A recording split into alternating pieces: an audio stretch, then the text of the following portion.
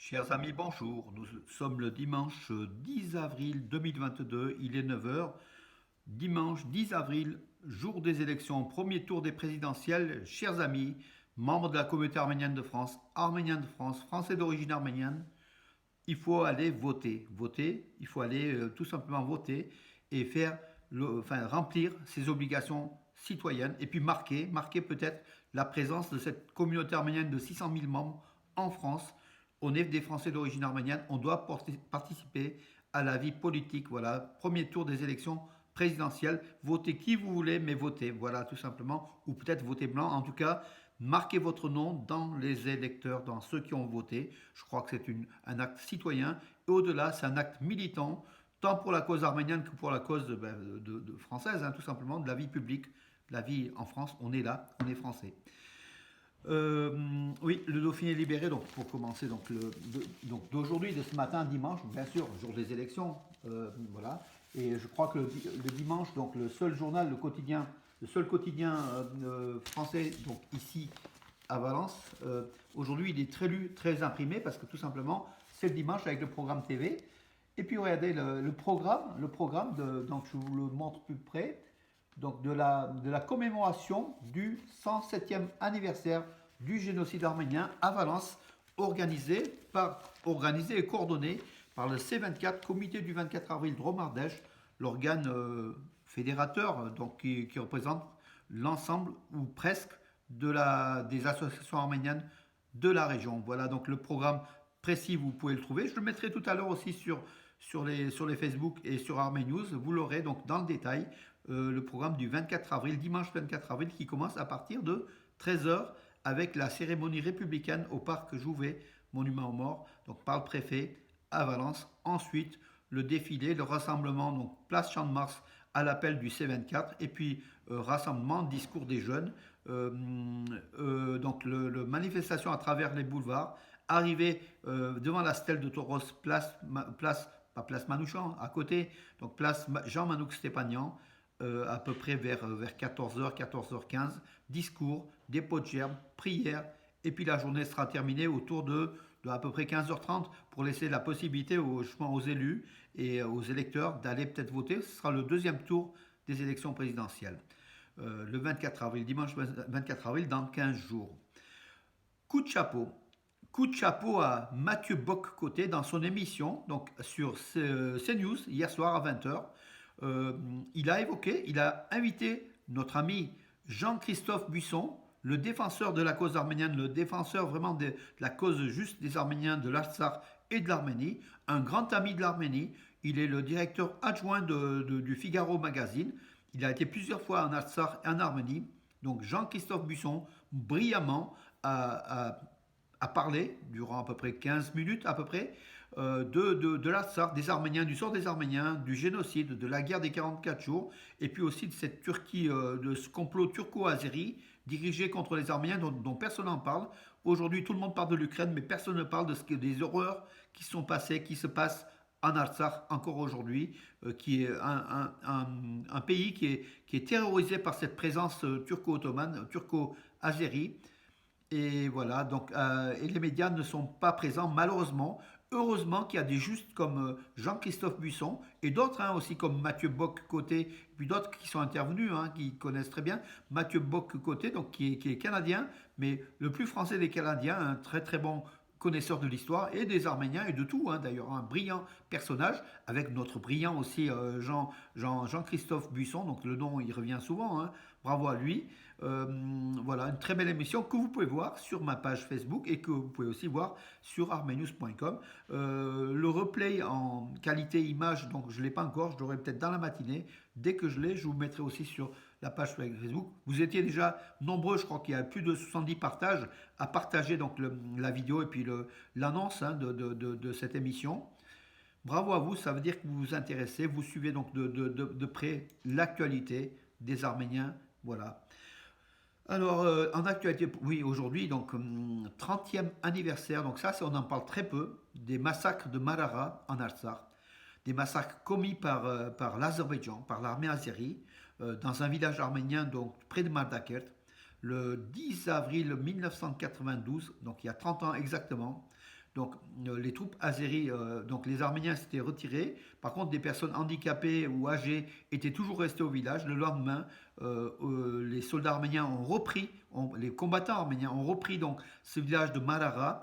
Malheureusement, 43 corps de personnes âgées, de personnes qui ne pouvaient pas bouger, donc ont été trouvés, tués dans d'atroces, enfin, c'est des crimes atroces de Marara. On peut appeler cela un génocide puisque les Azéris appellent Khojalou, qui se sont d'ailleurs tués entre eux, hein, de génocide. La Marara, c'est un vrai génocide envers les Arméniens, exécuté, réalisé par l'Azerbaïdjan il y a 30 ans déjà. Et l'Azerbaïdjan continue ses exactions, ses crimes contre les Arméniens, parce qu'après il y a eu Sumgait, pardon, c'était avant Marara, Sumgait, et il y a eu après, avant il y a eu Bakou, Kirovabad, il y a eu d'autres crimes aussi, hein, mais Marara restera dans l'histoire comme le village où les Azéris ont commis des crimes contre l'humanité en tuant des civils, 43, minimum 43 civils arméniens qui étaient donc au village, qui étaient restés tout simplement.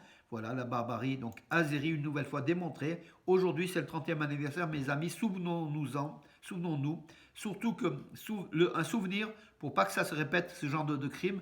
Et malheureusement, l'histoire a tendance à se répéter, et ce genre de crime est aujourd'hui encore possible. Heureusement qu'il y a les forces russes dans les villages arméniens, mais il est quand même toujours possible par les hordes turco-azéries. Voilà. D'ailleurs, on a appris que les soldats russes avaient été blessés lors de bagarres, de heurts, avec les soldats azéris. Donc, au village occupé, donc, que les Azéris avaient occupé, qui se sont retirés, près de Karaklour, donc près de deux villages arméniens, en fait, où il y a les forces russes qui sont interposées face à l'avancée de l'armée azérie qui a après reculé, mais il y a eu des bagarres, des hospitalisations a priori de soldats russes. Hein. Donc voilà, on apprend aujourd'hui, mais ça s'est déroulé il y a de cela quelques jours. Comme quoi tout ne se passe pas comme il faut, mais heureusement que les Russes sont là quand même malgré tout une nouvelle fois. Alors l'Atsar d'Ativank, on est dimanche, donc, bien sûr jour de messe, d'Ativank, donc l'église arménienne, le clergé arménien, donc ça j'ai ignoré en fait, hein, poursuit son service au monastère de Dadivank, le complexe monastique de Dadivank, qui date je crois, du 6e siècle, 7e siècle. C'est un des plus anciens lieux de la chrétienté arménienne en Artsakh, qui est dans la région qui est dans la région aujourd'hui conquise, concédée comment dirais-je, oui, donnée suite aux accords donc arméno-azéri avec la Russie, donc du 9 novembre 2002, pardon 2020, je commence à me tromper des dates, mes amis, et qui se trouve donc à la frontière entre Kelbachar, à Karvachar, je cherchais le nom, Karvachar en arménien, Kelbachar en turco-azéri, qui se trouve à cette frontière, mais sur cette partie-là, qui a un poste, il y a un poste de russe de protection juste à côté. Mais les fidèles qui se rendaient jusqu'en début de l'année dernière, ils ont été interdits depuis donc de l'accès, donc pour des raisons de sécurité. Mais donc tout le temps, tous les jours, il y a des messes donc à Dativank réalisées par nos pères de l'église arménienne apostolique arménienne, hein, dépendant d'Echmiadzin.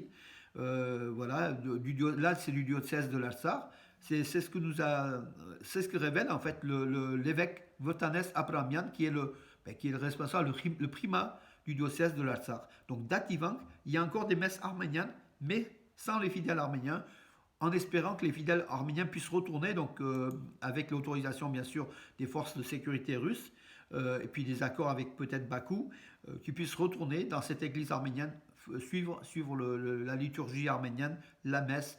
C'est vraiment le minimum, le droit à la religion, le droit à ce que chaque peuple puisse exercer, puisse prier en fonction de sa volonté, tout simplement. Voilà, une demande légitime et juste. Alors oui, en Arménie, beaucoup de Russes s'installent, hein, donc des Ukrainiens aussi.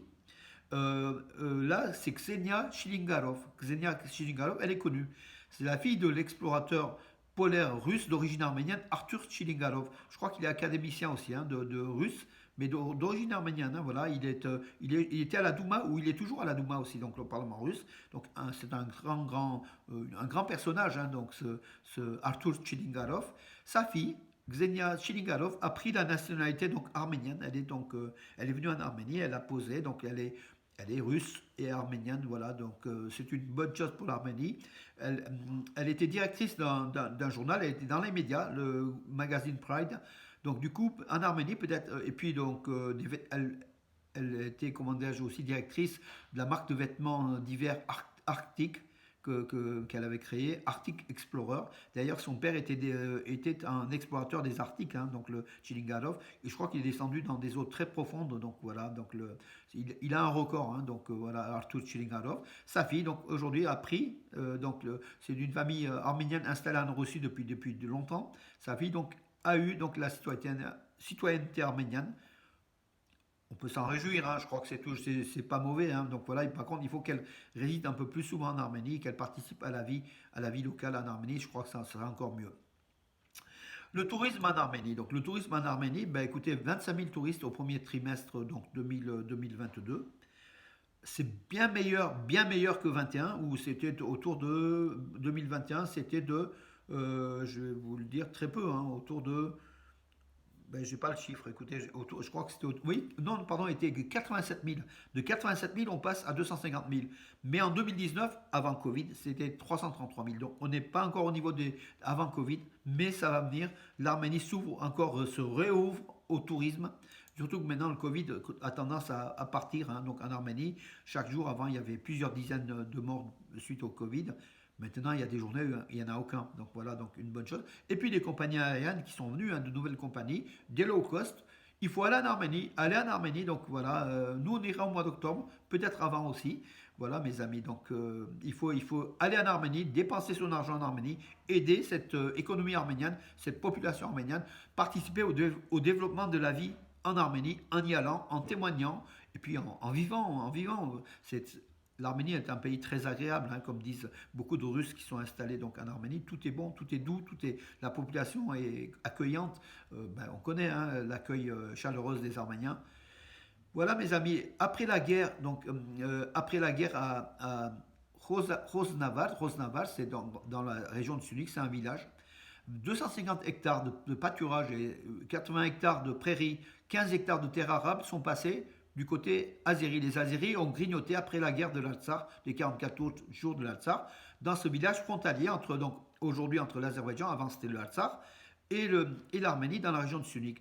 Et des villages comme celui-ci, il y en a à peu près 7-8 dans la région de Sunik qui sont grignotés, dont les terres tout autour du village sont grignotées par l'Azerbaïdjan. C'est ce que dénoncent aussi les représentants des droits de l'homme, des droits humains en Arménie. Voilà, ces villages-là, ces terres doivent revenir à l'Arménie. L'Arménie doit retrouver sa frontière, comment dirais-je, sa vraie frontière, hein, qui est reconnue au niveau international par l'ONU déjà, la République souveraine de la République d'Arménie qui est attaquée sur le grignotage dans la région de Kéralkonik et de Sunik, en fait, à l'est. Vladimir Poutine et Nicole Pachinian sont appelés au téléphone hier. Le Premier ministre arménien se rendra en visite officielle en Russie le 19 avril. Voilà, Vladimir Poutine a évoqué avec Pachinian donc la rencontre Pachinian-Aliyev-Charles Michel à Bruxelles avec le Conseil de l'Europe, hein, le président du Conseil de l'Europe. Donc Nicole Pachinian a détaillé un petit peu le contenu de leur discours avec Aliyev.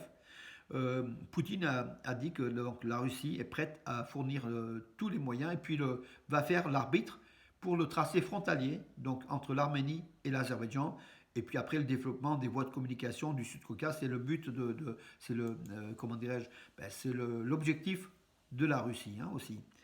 Voilà mes amis, écoutez, en information, je crois que j'ai fait le tour. Il y en avait quand même pas mal pour aujourd'hui. Donc pour un dimanche, écoutez, vous avez le temps, vous êtes à la maison, vous allez voter, donc écoutez un petit peu les vidéos aussi.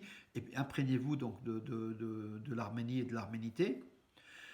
Alors, je vais vous donner un bon résultat, mes amis. En futsal, ça nous a fait plaisir. L'Arménie a battu 11-0 face à l'Écosse. C'est dans les qualifications de la Coupe du Monde 2024, hein, de futsal. Voilà, un futsal, donc c'est du foot, un mini-foot, hein, donc voilà, dans des salles. 11-0 pour l'Arménie. Et l'Arménie qui a hier soir battu aussi la Bulgarie 3-0. Deux victoires en deux rencontres. L'Arménie va rencontrer le Kosovo, donc le quatrième du groupe, qui a aussi deux victoires en deux rencontres. Si l'Arménie gagne, donc c'est bon, c'est bon, et l'Arménie va gagner. Et puis une Arménienne de Russie, donc Elina Vanessian en tennis, hein, donc elle est une nouvelle, hein, on ne la connaissait pas il y a une semaine, moi je ne la connaissais pas en tout cas. Elle a été jusqu'en quart de finale du tournoi de tennis de Bogota, le tournoi WTA, enfin pour les femmes, hein, professionnelles. Donc Elina Vanessian, qui représente la Russie, mais qui est d'origine arménienne, elle était numéro 170 avant le tournoi. Aujourd'hui, je pense qu'avec aller jusqu'en quart de finale, elle a fait des progrès énormes. Elle va se classer bientôt dans les 100 premières mondiales, hein. Voilà, on va la suivre de près. Voilà une tennisiste, une joueuse de tennis qu'on suivra et qui a 19 ans et qui a tout l'avenir devant elle. On aura plusieurs joueurs de tennis d'origine arménienne en Russie, hein, donc voilà, on suivra. On aimerait qu'il y en ait aussi en Arménie, hein, mais l'Arménie, c'est les sports de force, lutte, boxe, haltérophilie, voilà, karaté. Malheureusement, des sports aussi nobles que le tennis, et des sports esthétiques comme le tennis, ils sont moins forts en Arménie, même s'il y a peut-être des futurs champions, hein, qu'on ignore. Mais il est vrai qu'on aimerait qu'en Arménie, l'Arménie puisse donner naissance à des champions qui soient au moins dans les 50 premiers mondiaux, dans les 100 premiers mondiaux en enfin en tennis mondial, hein, à l'ATP ou au WTA. Ben écoutez, mes amis, j'en ai fait le tour. J'étais aussi long aujourd'hui. Et puis je vous donne. Ben, passez un bon dimanche. Votez. Vous avez jusqu'à 18 h pour les petites villes, jusqu'à 20 h, je crois, pour les grandes villes. Votez, votez, mes amis. Votez qui vous voulez, mais votez, votez plutôt ceux qui sont favorables aux Arméniens, hein. Je ne vais pas dire les noms. À demain, mes amis.